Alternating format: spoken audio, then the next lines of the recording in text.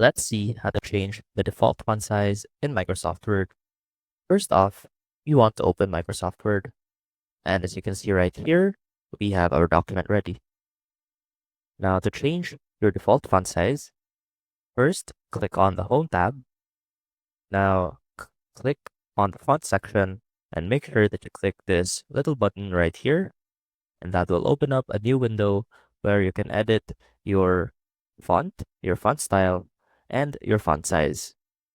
Now, if you want to set something as default, simply click on Set as Default right here at the bottom. Let's say that we want our default font size to be 14.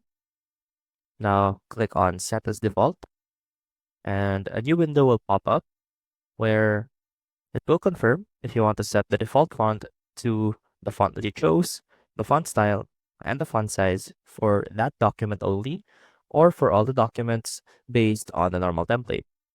So let's say if we want to change it for this document only, now click on OK, and that should change your font size to font size 14. And you'll notice that when you click Enter to type in a new paragraph, the font size now starts at font size 14. I hope this helped, and I will see you soon.